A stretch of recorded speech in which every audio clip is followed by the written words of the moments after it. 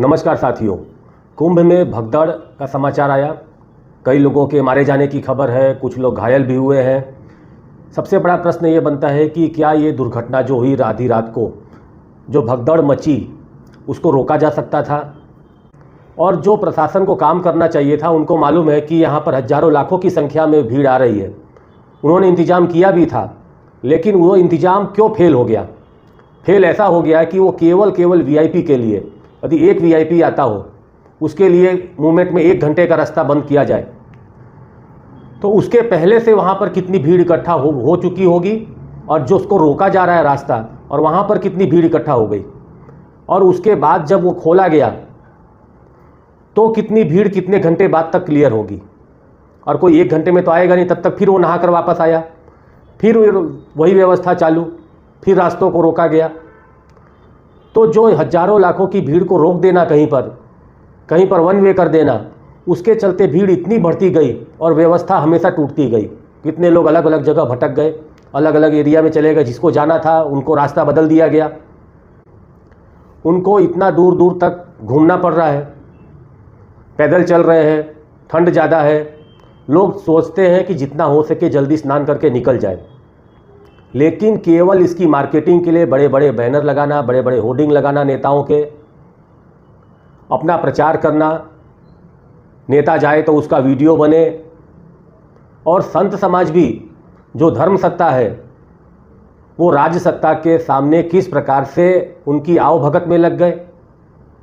नेताओं को स्नान करवा रहे हैं, बड़े बड़े मठ हैं, उनके पास सभी व्यवस्था है, जो छोटे हैं साधु संत हैं उनके लिए वहाँ पर कोई साधन नहीं है, न उनके पास कोई सुविधा है।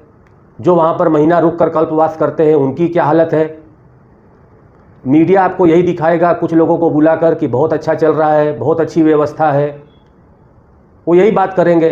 वो ऐसे लोगों को ही खोज कर लाते हैं कि वहाँ पर एक ही बात करेंगे, मोदी और योगी ने कितनी अच्छी व्यवस्था कर दी।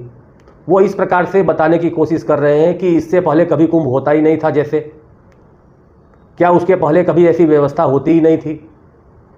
इतना केवल प्रदर्शन करना और वीआईपी के लिए प्रशासन पूरा का पूरा उसमें झोंक देना, और वीआईपी का आना भी केवल एक ही मकसद है कि हमारा वीडियो बने, ज़्यादा से ज़्यादा प्रचार हो कि फलाना नेता आया, वो स्नान करके गया, उसके बाद ये आया।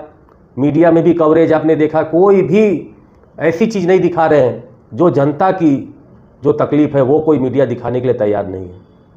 जो वहाँ पर सच दिखाना चाहिए, सच दिखाएंगे तो प्रशासन की भी आंख खुलेगी कि नहीं, इसके ऊपर ध्यान देना पड़े। उसी का नतीजा ये हुआ कि लोगों की संख्या बढ़ती गई और वहाँ पर भगदड़ भी मची। और जो शंका शुरू से बनी हो रही थी कि जब इतनी ज़्यादा संख्या आ रही है तो वहाँ पर कुछ भी हो सकता है, लेकिन प्रशासन ने केवल ये ध्यान नहीं दिया कि यदि हम एक वीआईपी के लिए कर रहे हैं तो कितने लोग उसके पीछे परेशान हो रहे हैं।